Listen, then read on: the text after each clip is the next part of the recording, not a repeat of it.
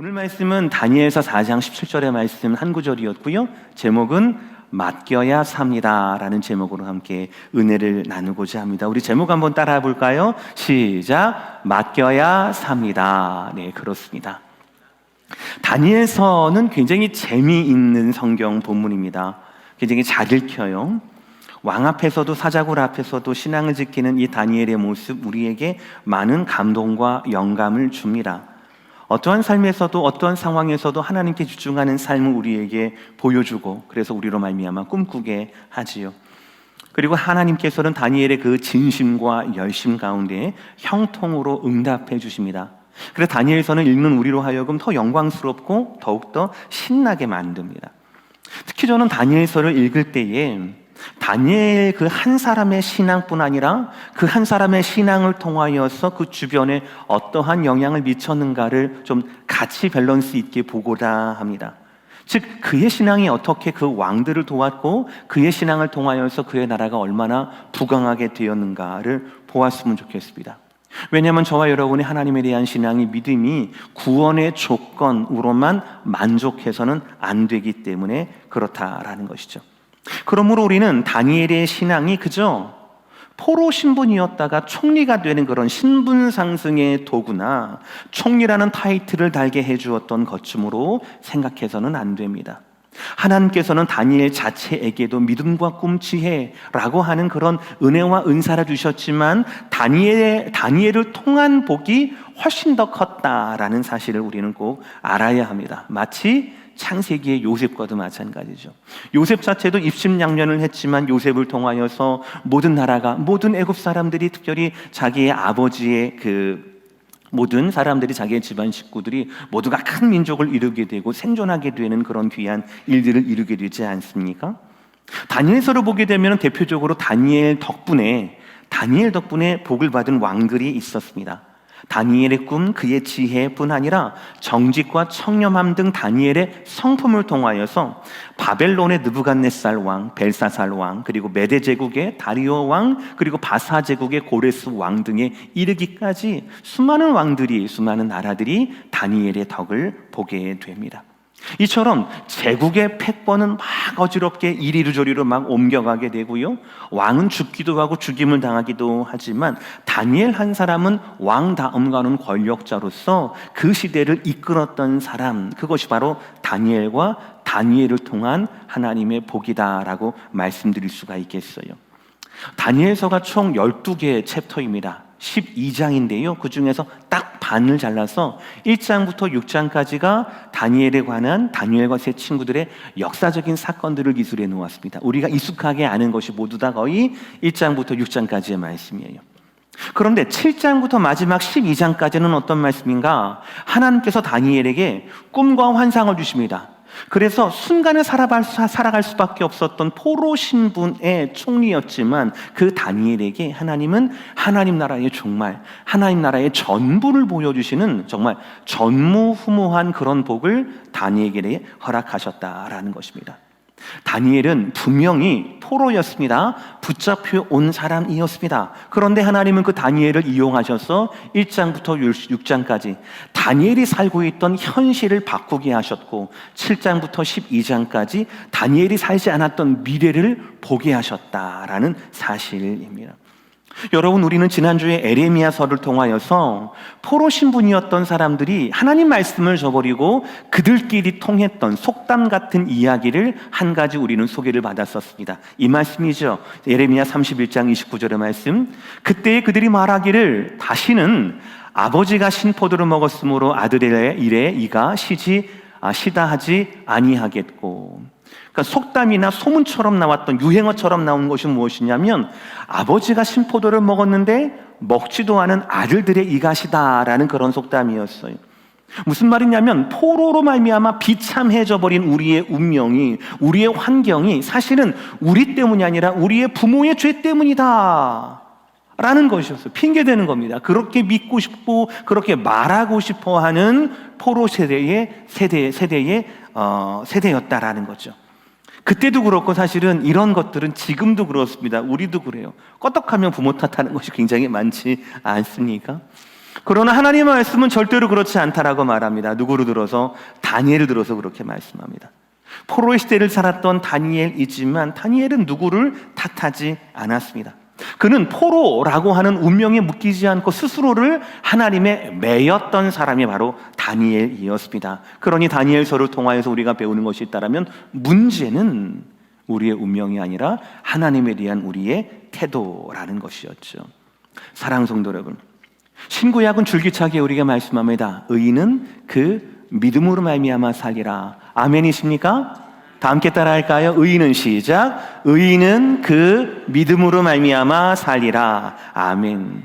언제든 어느 시대든 어떤 상황이든 어떤 운명이든 하나님께 맡길 수 있다라면, 하나님께 맡길 수 있다라면 우리도 다니엘처럼 살아낼 수 있다라는 사실이에요. 그러나 여러분, 맡길 수 없다면, 특히 하나님을 알고도 하나님께 맡기지 않는 인생이 있다라면, 그 사람이 아무리 부러운 금수저, 아무리 부러운 운명, 아무리 부러운 뭐 성품이나 능력이나 지위나 운명을 타고났다 하더라도, 세상을 정복할 만한 능력을 가졌다 하더라도 하나님께 맡기지 않는다라면 그는 아무것도 아니게 된다라는 것이죠. 바로 오늘 본문이자 오늘 꿈의 주인공인 느부갓네살 왕처럼 말이에요. 우리는 먼저 인정해야 합니다. 하나님을 안다고 하나님 앞에 사는 것이 아니다라는 사실이. 오늘 본문 말씀은 바벨론 왕 느부갓네살이 꾼 꿈을 다니엘에게 말하면서 해석을 부탁하는 본문입니다. 이 다니엘서 4장에 나와 있는 이 왕의 꿈은 두 가지로 요약을 할 수 있습니다. 첫 번째는 좋은 거예요. 아주 크고 아주 높고 아주 견고하고 멋진 나무가 있었어요. 세상 사람들이 다 부러워할 만한 그런 멋진 나무입니다. 그것은 곧 느부갓네살 왕 자신을 포함한 자신의 능력, 자신의 지위, 자신이 정복했던 이 모든 것들, 그 위엄, 왕으로서의 그 위엄, 이것들을 나타내는 것이었어요. 그런데 두 번째가 문제입니다. 그런데 그 나무가 있었는데 거룩한 자라고 이름 부르는 자가 와서 명령하는 겁니다. 그 나무를 베는 겁니다. 그리고 그 나무가 다 쓰러지게 되고 없어지게 되고 그루터기만 남게 된 거예요. 무슨 말입니까? 이 꿈의 내용은 바로 뭐냐면, 아무리 높고 위대한 왕이라도 모두가 다 하나님의 주권 아래에 있다라는 뜻이 되는 것이었어요. 사실 오늘 꿈을 꾸었던 느부갓네살 왕은요, 그 해석을 부탁하는 다니엘의 운명을 바꾼 사람이기도 합니다. 좋은 의미에서가 아니고요. 그 유명한 갈그미스 전투에서 당시 애굽 제국을 모두 무너뜨리고 승리하고 그 근처 중동의 패권을 잡았어요. 44년 동안을 다스린 왕이었습니다. 그 가운데 남유다를 굴복시키고 당시 유다 왕이었던 여호야김, 그리고 또 왕족들, 친족들, 그리고 또 그 아들들, 후손들 중에서 좀 쓸만하고 똘똘한 사람들을 싹 다 끌어다가 포로로 이끌어 왔던 사람이 바로 느부갓네살 왕이었고, 그 중에 한 사람이 다니엘이었고 또 다니엘의 세 친구들이었어요. 그러니까 그야말로 이 다니엘은 왕족 밑에 있다가 그의 자녀로 있다가 갑자기 하루아침에 이 왕 때문에 포로로 잡혀오게 된 아주 원망스러운 사람이 바로 이 느부갓네살 왕이죠. 다니엘 입장에서는 원망스럽지만 사실은 이 느부갓네살 왕은 굉장히 유다를 멸망시켰을 뿐 아니라 다니엘의 운명을 바꾸었던 능력 있는 사람이다라고 말할 수도 있겠어요. 그런데 그 사람이 두려워하는 일이 발생을 합니다. 오늘 보면 4절 5절입니다. 나 느부갓네살이 내 집에 편히 있으며 내 궁에서 평강할 때에 한 꿈을 꾸고 그로 말미암아 두려워하였으니. 이 사건이 무슨 갈등이 있거나 전쟁이 있거나 뭐 정치적인 뭐 고민이 있어서 그런 가운데 꾸는 악몽이 아니었어요. 평안한 가운데 일어났습니다. 꿈 아무것도 아니죠. 그런데 이 꿈이 그 왕의 편안한 생활, 그것을 뒤집어 놓을 정도로, 두려워할 정도로, 일이 손에 잡히지 않을 정도로 이렇게 뒤집어 놓은 겁니다. 그 이유는 뭐냐면 꿈을 꿨는데 그 뜻을 모르는 거예요. 그래서 온 나라에 지혜 있는 사람들, 박사, 술객들을 다 불러 모아서 내 꿈이 이러저러 한데 그 해석이 뭐냐라고 요청을 했어요. 그런데 아무리 얘기를 해도 알아듣지를 못하는 겁니다. 그래서 마지막으로 다니엘을 불러서 자기의 꿈을 말하는 상황이 바로 오늘 다니엘서 4장의 말씀인 거예요. 근데 여기서 중요한 지점이 있습니다. 아무것도 부족할 것이 없던 이 왕이 왜 다니엘에게 마지막으로 요청하게 되었을까? 왜 하필 다니엘이었을까라는 거예요. 왕은 다니엘을 이렇게 여겼습니다. 4장 8절. 그의 안에는 거룩한 신들의 영이 있는 자라. 그렇습니다. 느부갓네살 왕은 다니엘을 이미 알고 있었어요. 사실은 이미 빚진 적이 있었습니다. 무려 32년 전에 다니엘서 2장에 나오거든요. 그때도 꿈을 꾸었고, 그때도 꿈 때문에 너무너무 힘들었고, 그때도 그 꿈을 이 바로 다니엘이 해석을 해주었다라는. 32년 전이라면 지금보다 훨씬 더 젊고 포악했을 때입니다.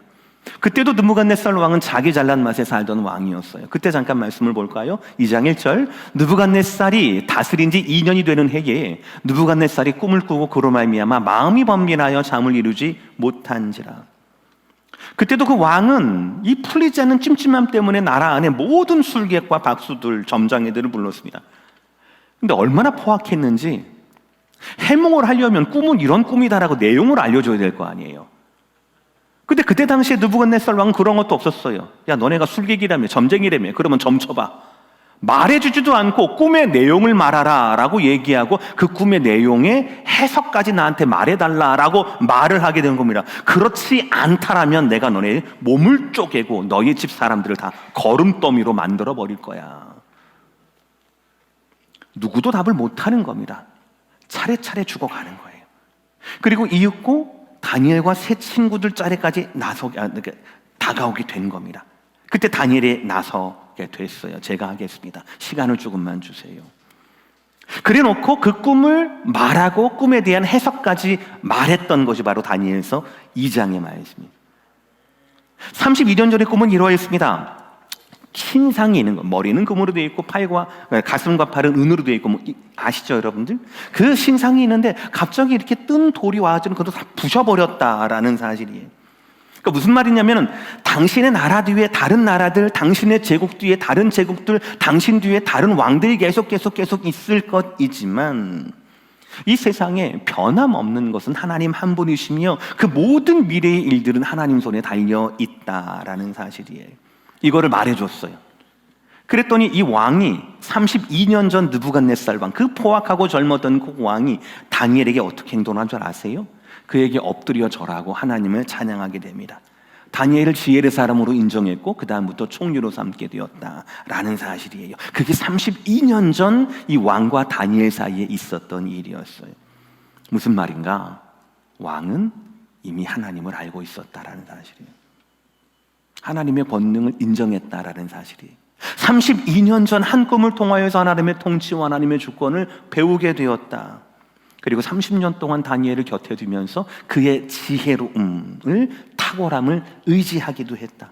그리고 다니엘을 통하여서 그 세 친구를 통하여서 하나님을 섬기는 자들의 신실함, 그리고 죽음도 두려워하지 않는 진정한 믿음의 능력을 사자굴 앞에서도 그 화염병 앞에서도 그들을 지키는 것을 경험하고 지켜보기도 했다라는 사실이에요.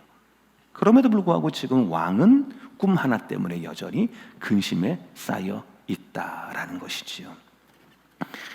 사랑하는 성도 여러분, 하나님을 안다고 해서 하나님 앞에 살 수 있는 것이 아닙니다. 하나님을 경험했다라고 해서 구원받는 것도 아닙니다.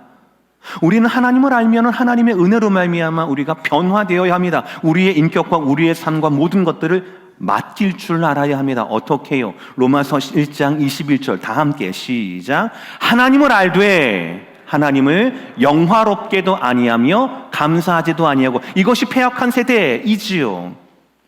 알기는 알아요. 몰라서 문제가 아니에요. 알지만 그 하나님께 반응하지 못하는 거예요.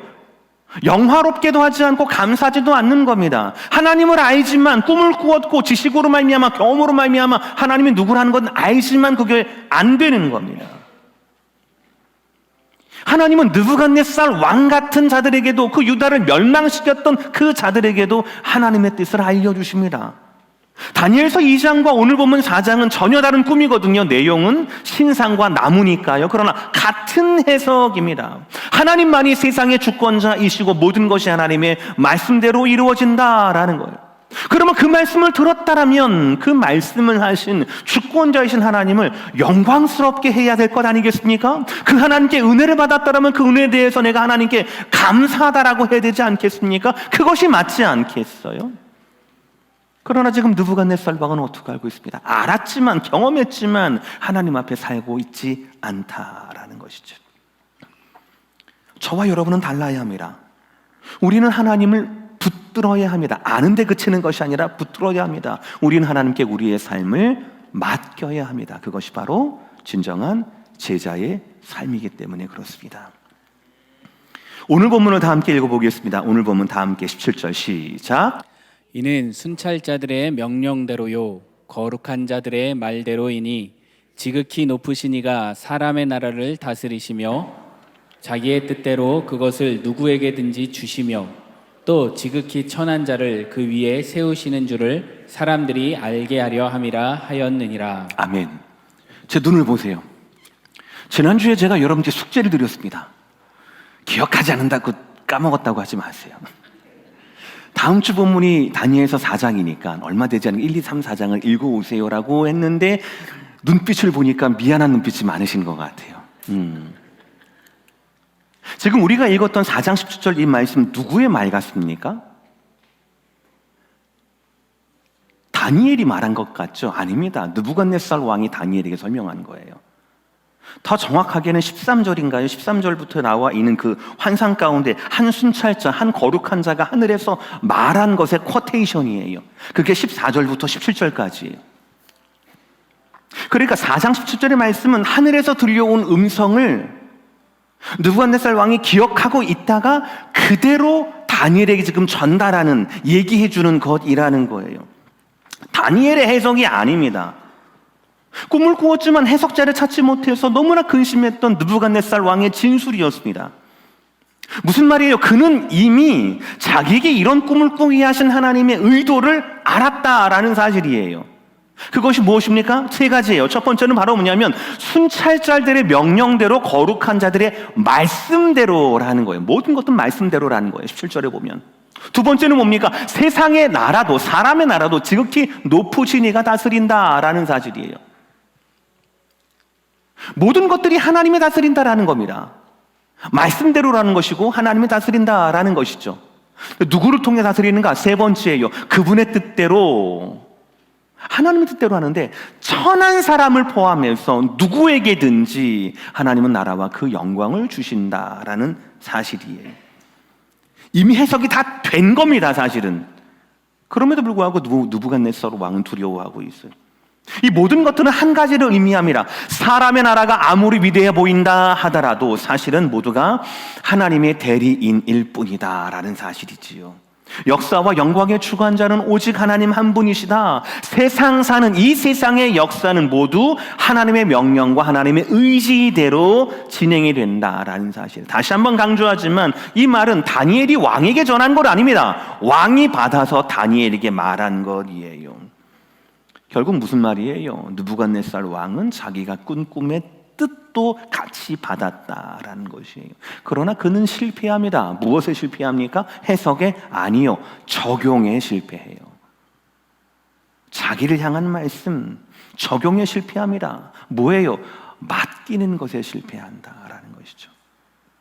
4장 17절을 읽어보시면 내가 능력이 위대해서 무슨 고귀한 무슨 장군의 후손이어서 왕의 아들이어서가 아니라 천한 자에게도 하나님이 그 나라와 영광을 맡기신다고 그렇게 적용을 해야 되는 거거든요. 그러면 하나님을 붙들어야 되고 하나님께 맡겨야 되는 거거든. 그러나 그는 실패합니다. 32년 전에 첫 번째 꿈에도 실패했듯이 이번에도 실패하게 됩니다. 이번에도 그는 그때처럼 하나님의 권능과 다니엘의 지혜에는 탄복합니다. 이야, 정말 대단하다. 정말 나 대단하신 하나님이야. 감격을 합니다. 그러나 변화되지는 못해요. 2장의 꿈을 꾸고 해석을 받고 난 다음에 3장에 갑자기 돌변해서 금신상을 세웠어요. 하나님을 찬양하다가 또 갑자기 교만해져서 자기의 영광을 드러냅니다. 오늘 4장 말씀 이후로는 그렇게 정신병적인 증상으로 폐유가 된 후에 다니엘의 예언처럼 7년 동안 짐승처럼 지내다가 겨우겨우 복귀하게 되는 것이 느부갓네살 왕의 남은 말로였어요. 사도 바울의 말씀 그대로예요. 그 말세를, 지금 우리가 사는 이 세대를 고통하는 때라고 규정했던 사도 바울의 말씀. 디모데후서 3장 5절의 말씀 다 함께 시작. 경건의 모양은 있으나 경건의 능력은 부인하니 이 같은 자들에게서 내가 돌아서라. 하나님을 알지만 하나님으로 영화롭게도 아니하고 감사하지도 아니하는 이 세대에 경건의 모양은 있어요. 그런 척은 해요. 그러나 그 능력이 없는 이런 세대, 이런 자들에게서 내가 돌아서라. 우리는 그렇게 살면 안 됩니다. 우리는 하나님을 알지만 하나님을 도구 삼는 세대에게서 떠나야 합니다. 우리는 내가 번민하고 내가 필요할 때만, 내가 힘들 때만 하나님을 요청하고, 그리고 하나님에 대해 지식으로만 만족하는, 혹은 경험으로만 만족하는 그런 신앙에서 우리는 떠나야 합니다. 우리는 제자로 살아야 합니다. 어떻게 살아야 합니까? 맡겨야 살 수 있어요. 맡겨야 살 수 있습니다. 여러분, 하나님이 없는 세상에서의 왕이 되려 꿈꾸지 마시고 하나님을 따르는 예배자로, 제자로 맡기는 저와 여러분 되시기를 주의 이름으로 축복합니다. 마가복음 10장 21절 말씀 다 함께 시작. 예수께서 그를 보시고 사랑하사 이르시되 내게 아직도 한 가지 부족한 것이 있으니 가서 내게 있는 것을 다 팔아 가난한 자들에게 주라. 그리하면 하늘에서 보화가 내게 있으리라. 그리고 와서 나를 따르라 하시니. 여러분 잘 아시는 부자 청년에 관한 이야기입니다. 마태복음, 마가복음, 누가복음 모두 나오는 말씀이에요. 그러니까 비유가 아니죠. 가르침이 아닙니다. 실제한 역사이고 사건이었습니다. 예수님의 가르침이 막 온 세상에 전파가 될 때, 막 이렇게 화라산처럼 일어날 때에 좋은 옷을 입었던 한 부자 청년이 예수님 앞에 나와 길을 막습니다. 누가복음에는 이 청년을 가지고 관원이라고 불렀어요. 분명히 좋은 집안에 태어나서 좋은 교육을 받았을 겁니다. 게다가 이 사람은 부자였어요. 그의 가문, 학력, 재산, 지위 등에서 흠잡을 데 없고 무엇보다도 도덕적이고 윤리적인 젊은이였습니다. 저는 아직 신약 성경을 읽으면서 이렇게 자기 스스로가 제자가 되겠다라고 주님 앞에 나온 사람을 본 적이 없습니다. 요한복음 3장에 니고데모가 있었지만 그는 공개적으로 예수님과 관계를 맺는 것, 혹은 그것이 밝혀지는 것을 꺼려했습니다. 그러나 이 청년은 달라요. 이 청년은 자기를 밝히고, 그리고 모든 사람들이 보는 앞에서 예수님 앞에 나와 마가복음 10장을 보시면 달려와서 꿇어 앉아 물었습니다. 선한 선생님이여, 내가 무엇을 하여야 영생을 얻을 수 있겠습니까? 감히 말씀드리지만 저는 제 아이들을 이렇게 키우고 싶어요. 아마 여러분 누구라도 그럴 것입니다. 이렇게 착하고 진실하며 겸손하고 무엇보다도 영적으로 갈급해 있는 젊은이, 아이들이 되기를 원합니다. 그러나 우리는 압니다. 마가복음에 나와 있듯이 이 청년은 아주 어릴 때부터 하나님의 계명을 지켜왔어도 결국에는 제자가 되는 일에 실패했다라는 것을 우리는 알아요. 오해하지 마세요. 이 청년이 부자여서가 아닙니다. 이 청년이 제자의 삶에 실패한 이유는 한 가지, 맡기지 못해서입니다.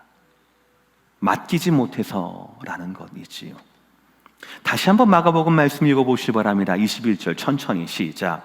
예수께서 그를 보시고 사랑하사 이르시되 내게 아직도 한 가지 부족한 것이 있으니 가서 내게 있는 것을 다 팔아 가난한 자들에게 주라. 그리하면 하늘에서 보화가 내게 있으리라. 그리고 와서 나를 따르라 하시니. 저는 부자 청년 이야기를 할 때마다 마가복음 인용하는 것을 참 좋아합니다. 왜냐하면 마가복음에는요, 예수님의 눈길이 제 눈길과 비슷하거든요. 그를 보고 예수님 뭐라고 했어요? 그를 보시고 사랑하셨다라고 말씀하고 있어요. 만약 제 앞에, 목사인 제 앞에 이렇게까지 잘 자라주고 신실한, 그리고 더 하나님을 알아보고 싶어하는 그런 아이들이나 그런 자녀들이나 그런 젊은이들이 있다라면 제 마음이 얼마나 만족하고 행복했겠습니까? 그러나 여러분 잘 보시길 바랍니다. 사람들에게 아무리 좋은 평가와 가능성을 인정받아도, 아무리 많은 기대를 이어받아도 예수님께서는 뭐라고 말씀하십니까? 부족한 것 한 가지가 있다라고 말씀을 하세요. 그 부족한 것 한 가지를 채우지 못한다라면 제자가 되지 못한다라는 사실이에요. 그러나 오해하지 마세요. 베드로는 그 한 가지를 다 채웠습니까? 베드로는 부족한 게 없나요? 요한은 부족한 것이 없습니까? 심지어는 가룟 유다도 지금은 제자로 활동하고 있던 때였습니까? 질적으로 보면 베드로에게, 요한에게, 가룟 유다에게 그들보다도 이 부자 청년이 부족한 것이 과연 있었을까요? 아니요. 천만의 말씀이에요. 사실은 마가복음 10장을 읽어보시면은요, 그 다음 구절에 제자들이 놀라서 말합니다. 그런즉 누가 구원 얻을 수 있겠는가? 라고 물어봐요. 아니, 저렇게 퀄러파이가 되고 저렇게 대단하고 저렇게 우리가 보더라도 우리가 좀 열등감을 느낄 만한 그런 사람이 예수님을 따르지 못하는데, 예수님 픽업의 대상이 되지 못하는데, 그럼 누가 과연 구원을 얻을 수가 있는가? 제자가 될 수 있는가라고 자문하거든요. 한 가지 부족한 것이 무엇입니까? 바로 맡기는 거예요. 사실은 그것이 전부였습니다. 하늘의 보화를 내가 더 귀중히 여긴다라면, 물질을 포함한 모든 것을 네가 나에게 맡길 수 있는가? 내가 지금까지 의지했던 그 물질을 이제는 가난한 사람들에게 다 나누어 주고 너는 나를 따라야 한다. 너는 네 삶을 나에게 맡겨야 한다라고 하셨어요. 그리고 이것이 그 부자 청년에게 부족한 한 가지라고 말씀을 하시는 거예요. 숙제를 드립니다. 다음 주 어린이 주일이에요. 어린이 기념 주일이에요. 다음 주 본문이 마가복음 10장 말씀입니다. 네, 여러분 오해하지 마시길 바랍니다. 어린이 기념 주일의 주인공은 어린이가 아니에요. 어버이 주일의 예배의 대상이 어버이가 아닙니다. 우리의 모든 예배의 대상은 오직 한 분 하나님밖에 안 계셔요. 결혼 예식이든 장례 예식이든 무엇이든 다 마찬가지입니다. 여러분 추모 예배든 무엇이든지 간에 예배의 이름으로 모이는 모든 예배의 주인은 오직 하나님 한 분이십니다. 어린이 기념 주일이라고 해서 아이들이 물론 귀하죠, 빛나죠. 그러나 하나님을 빛나게 하는 수단으로밖에 우리는 해석할 수밖에 없어요. 그런데 다음 주 주일 본문이 바로 마가복음 10장에 나와 있는 이 어린아이들, 천국은 이와 같은 자들이다라는 이 말씀이거든요. 그런데 이 말씀 후의 본문이 바로 이 부자 청년에 관한 이야기입니다. 재밌는 것은 바로 뭐냐면요, 어린아이가 예수님께 왔잖아요. 제자들이 막잖아요. 그랬더니 예수님께서 노해요. 화를 내요. 누구에게? 이렇게 떠들어 조용히 애들은 가, 이게 아니라 그 아이들을 막았던 제자들에게 화를 냅니다.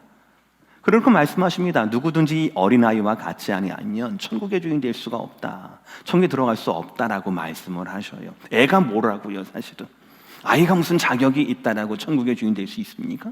근데 반면 오늘 부자 청년을 보세요. 모든 것이 다 갖추어진 사이입니다. 다른 제자들이 막 겁을 먹을 정도로 야, 저 사람 제자가 되면 내 위치는 어떻게 되나, 나보다 더 꼴찌가 되는 게 아니야, 이렇게 생각하고 있는 그 부자 청년도 한 가지 부족한 것 때문에 제자가 되는 일에 실패하지 않습니까? 뭐예요? 왜 어린아이는 천국의 주인이 되지만 왜 이 부자 청년, 어릴 때부터 그렇게 훈련받고 자격이 있는 이 부자 청년은 거기에서 낙오가 되는 겁니까? 한 가지밖에 없잖아요. 뭐예요? 맡기는 것이죠. 아이들은 다 맡기잖아요.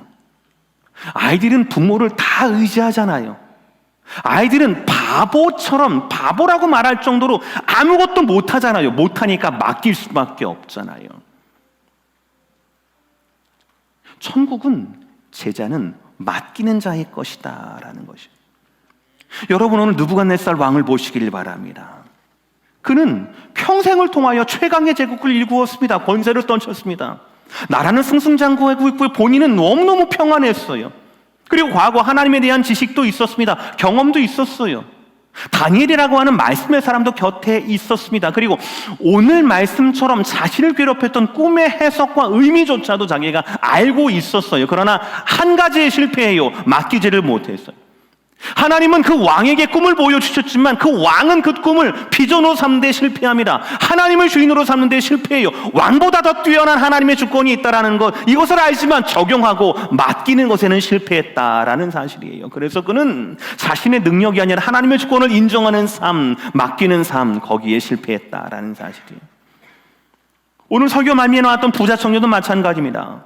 최고의 환경에서 태어났을 겁니다. 최상의 교육을 받았을 거예요. 11조와 금식 등 모든 율법들, 지킬 수 있는 모든 것들을 어릴 때부터 배웠고 지켜왔습니다. 흠잡을 데가 없어요. 게다가 예수님을 평생의 스승으로 볼 수 있는 영적인 안목이 있었고 부끄러움 없이도 그 고급 옷을 입고도 예수님 앞에 무릎 꿇는, 다른 사람들 앞에서 무릎 꿇는 겸손과 진심이 있었어요. 예수님도 그를 보셨고 사랑하셨다고요. 그러나 그에게 부족한 한 가지가 채워지지 않았던 거예요. 제자로 살려면 반드시 있어야 할 한 가지, 맡김의 역사. 그를 맡기지를 못했습니다. 그래서 그 젊은 관원, 젊은 부자 청년의 맨 마지막 기사가 무엇이었습니까? 슬픈 기색을 띠고 근심하며 가더라라는 말씀이잖아요. 저는 두려워요. 수많은 사람들이 예수님을 만나고 돌아갔습니다. 그런데 보면은요, 생각해보면 그 사람들을 떠올릴 때 자격 없어 보였던 세리, 창기, 병자, 죄인들은요 벌벌 떨면서 예수님 만났을 거거든요. 근데 예수님 만나고 난 다음에 기쁨과 희락과 회복을 가지고 나음을 가지고 할렐루야 하면서 춤추며 나아가거든요. 근데 이 부자 청년은 정반대거든요. 자신만만해서 예수님께 나와왔다가 슬퍼하며 근심하며 슬픈 기색을 띠고 예수님께 물러나게 됩니다. 이 모습이 그 청년의 마지막이 아니길 바랄 뿐이에요. 사랑하는 성도 여러분, 한 가지입니다. 맡겨야 살아요. 맡겨야 삽니다. 이 땅에서 왕으로 살려 하지 마세요. 여러분의 가정에서 왕으로 살려 하고 하지 마세요. 맡겨야 합니다. 사람들이 칭찬하는, 사람들이 기대하는 인생 더 이상 꿈꾸지 마시기를 바랍니다. 저와 여러분은 한 가지만 있으면 됩니다. 우리는 예배자로 살기를, 우리는 주님의 제자로 살기를 소원해야 합니다. 어떻게 하면? 맡기면 그렇게 살 수 있습니다. 제자로 살 수 있습니다. 맡기면 다니엘처럼 그 시대를 나를 통하여 복되게도 할 수 있고, 내가 살아보지 못했던 그 시대를 하나님의 능력과 꿈을 통하여서 볼 수 있는, 남들이 누리지 못했던, 어떤 왕도 누리지 못했던 나만을 위한 하나님의 복을 누릴 수가 있게 된다라는 사실이에요. 어떻게 하면? 맡기게 되면 그런 삶을 살 수가 있다라는 사실이에요. 사랑하는 성도 여러분, 세상의 왕이 되려보다는 하나님 앞에 예배자로, 주님 앞에 제자로 살아서 무엇인지 맡겨드릴 수 있는, 그래서 하나님이 꿈꾸시는 나라를 여러분도 같이 볼 수 있는, 그 나라에 여러분의 모든 것들을 드릴 수 있는 저와 여러분의 삶이, 저와 여러분의 예배가 저와 여러분의 내일이 되시기를 주의 이름으로 다시 한번 축복합니다.